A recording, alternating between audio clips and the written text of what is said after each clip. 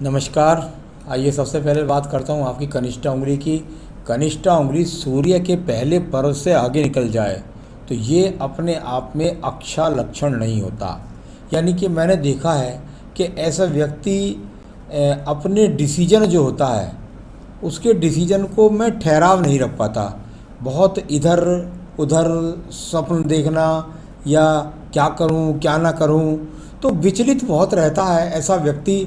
इस प्रकार को दिखलाने वाली ये उंगली है, न याददाश्त की कमी है न बुद्धि की कमी है।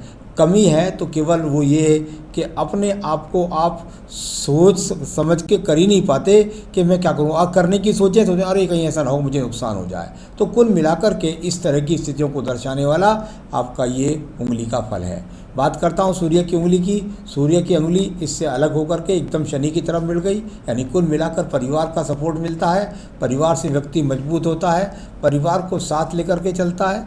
इस प्रकार के यहाँ पर ये सूर्य उंगली के फल। और कुल मिलाकर के अगर मैं यश और मान सम्मान की बात करूँ तो कोई ऐसा काम नहीं करता जिससे परिवार की प्रतिष्ठा को दाग आए।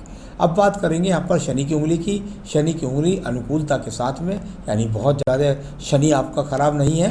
कुल मिलाकर के इस बात को दर्शाने वाला कि ऐसे व्यक्ति का पैसा डूबता भी इस समय पर कम से कम नहीं, आपका पैसा कहीं डूब रहा है। साथ ही साथ अभी स्वास्थ्य के रूप से भी यहाँ ठीक है। तो कुल मिलाकर ये आपका यहाँ पर डिसीजन निकला। अब बात करूँगा यहाँ बृहस्पति की उंगली की। बृहस्पति की उंगली का झुकाव शनि की उंगली के साथ बिल्कुल चुपकी हुई होगी उंगली इसके साथ में। यानी कुल मिलाकर ईश्वर के प्रति आस्था और कुल मिलाकर मान सम्मान और पितरों की कृपा आपके ऊपर बनी हुई है, इसमें कोई भी संशय नहीं है। परिवार की प्रतिष्ठा के साथ आपको सहयोग मिलता रहेगा आजीवन, ये आपकी उंगली बताती है। अब मैं बात करूँगा यहाँ पर आपके सीधा सीधा बुध पर्वत की। बुध पर्वत और बुध पर्वत पर ये छोटी छोटी रेखाओं के रूप में जब ये रेखाएं खड़ी होती हैं तो व्यक्ति के अंदर उसको यहाँ पैतृक रूप से संपन्नता मिलती रहती है, धन मिलता रहता है, संतान का सुख सहयोग भी प्राप्त होता है। इसको दिखलाने वाली ये रेखाएं यहाँ पर विराजमान है। आइए बात करेंगे सूर्य के पर्व की। एक दूसरे को काट करके चलने वाली सूर्य की रेखाएं राज्य सरकार से लाभ नहीं दिलाती हैं। यहाँ कुल मिलाकर के जैसे जैसे आपकी एज बढ़ेगी तो आपको चश्मे के यानी कि आंखों के रोगों का सामना भी करना पड़ेगा और जरा माइंड में टेंशन ला करके हो सकता है बीपी जैसे हाई टेंशन रोगों का भी सामना करना पड़े। अब बात करते हैं इसके बाद में आपके शनि पर्व की। शनि पर्व पर जब इस प्रकार से रेखाएं यहाँ खड़ी मिल जाए तो व्यक्ति को जीवन भर धन के आगमन बने रहेंगे। सोर्स कहाँ से होंगी?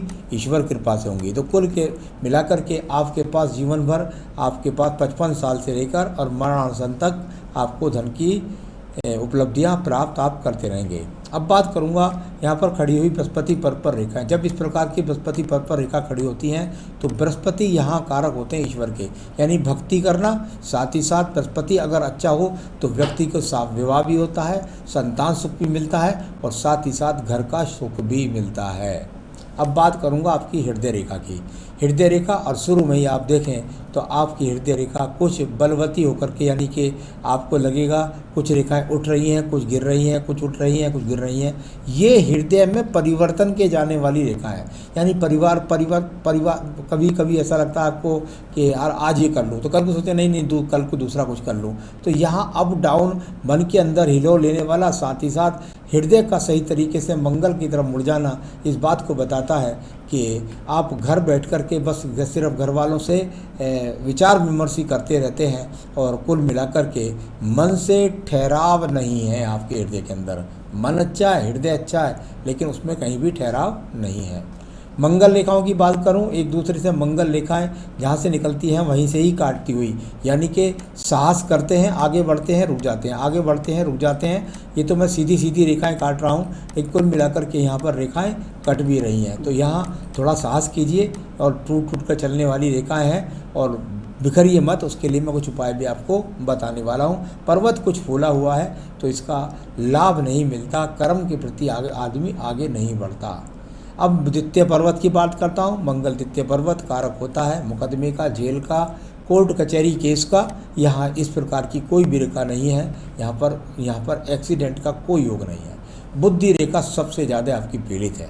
बुद्धि रेखा और इतनी ज़्यादा ढलवा होकर लास्ट में जाकर के ये रेखा इतनी सारी रेखाओं से कटी हुई है, यानी कहीं एक्स के चिन्ह हैं, कहीं नक्षत्र जैसे चिन्ह हैं। तो यहाँ सबसे बड़ी प्रॉब्लम है कि आपके मन मस्तिष्क का एक जगह ठहराव ना होना, तो ये आपको दूषित कर रहा होगा। और इसकी वजह से आप जो आपके जो सवाल हैं उन सवालों वो सवाल आपके इनकी वजह से खड़े, यानी आपके मन में ठहराव ही नहीं, आपके अंदर हिम्मत ही नहीं, आप कर्म करने के लिए तरफ बढ़ते ही नहीं।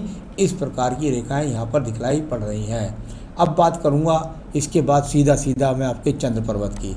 चंद्र पर्वत यहाँ देखा जाता है मानसिक स्थिति के लिए, ठीक है, कोई दिक्कत नहीं है। साथ ही साथ देश विदेश की यात्राओं के लिए कोई देश विदेश की यात्रा यहाँ पर मौजूद नहीं है। तो कुल मिलाकर के यहाँ कोई बहुत बड़े रोग के संकेत भी नहीं है। क्या आपके हाथ के अंदर व्यापारिक रेखाएं हैं? हाँ, व्यापारिक रेखाएं हैं। थोड़ा टूट टूट कर चलने वाली व्यापारिक रेखाएं हैं जो साहस को कमज़ोर करती हैं, लेकिन अगर आप व्यापार करें तो आपको व्यापार से सफलता मिल सकती है। अब बात करूँगा यहाँ पर मैं सीधा सीधा आपकी भाग्य रेखाओं के बारे में। ये भाग्य रेखा यहाँ पर इसका रोल मुझे ज़्यादा जोड़ना पड़ेगा सबसे पहले मणिबंध से। जहाँ आप मछली से मणिबंध की शुरुआत कर रहे हैं, इसका मतलब हो गया सीधा सीधा आप परिवार से मजबूत हैं, आपको परिवार से मकान मिलेगा, आपके पास परिवार से इतने साधन हैं, आप घर बैठ कर के खा सकते हैं। इस तरह की तो भाग्य रेखा का उदय हुआ आपका मणिबंध से नीचे से, जिसका मछली का आपको फल मिला। आपके पास अपना मकान भी होगा, इसमें भी कोई दिक्कत नहीं है। तो यहाँ परिवार से कुल मिलाकर आप मजबूत हैं। सवाल है कि जो आपके उनको मैं सब ले लेता हूँ। आपने सबसे पहले सवाल किया आज मेरे पास कोई दैनिक मासिक आमदनी नहीं है। तो दैनिक मासिक आमदनी आपके पास इसलिए नहीं है कि आप अपने प्रयास को आगे बढ़ाते ही नहीं हैं। तो कुल मिलाकर आपको प्रयास बढ़ने के लिए और कुछ उपाय मैं बताऊंगा, उसके बाद आपका साहस भी बनेगा और आप बढ़कर के आगे काम भी। तो सबसे बड़ी काम की आपकी स्वयं की है, साथ ही साथ ईश्वर की नियति तो होती ही है व्यक्ति से कर्म कराने की। शायद आप मुझसे इस समय दिखला रहे हैं, मैं आपको कुछ प्रेरणा दे दूंगा और उसके बाद आप करने लगेंगे, अपने जीवन में आगे बढ़ जाएंगे। तो चिंता ना करें, आपकी दैनिक आमदनी की मासिक आमदनी बन जाएगी। तो आपने कहा मेरी नियमित आमदनी कब होगी? आइए मैं बताऊंगा आपको कब होगी। बहुत बेहतरीन जो होगी, आपकी उम्र है इस समय 44 साल और लगभग मैं समझता हूं कि आपको 48वें वर्ष के बाद आपकी बेहतरीन आमदनी होगी। तो यहाँ बेहतरीन आमदनी आपको 48 वर्ष के बाद, और नियमित अगर सही रूप से चाहे, बेहतरीन और सही रूप में फ़र्क होता है, तो सही रूप में आप अभी शुरू हो जाएं, आपकी अभी से शुरुआत हो जाएगी। आपने कहा मेरी आजीविका के क्षेत्र कौन कौन से हैं? तो चलिए मैं बताता हूँ आपके आजीविका के क्षेत्र कौन से हैं। बृहस्पति अनुकूल है, साथ में अग्निकारक क्षेत्र से रेखाओं का उठना भी है।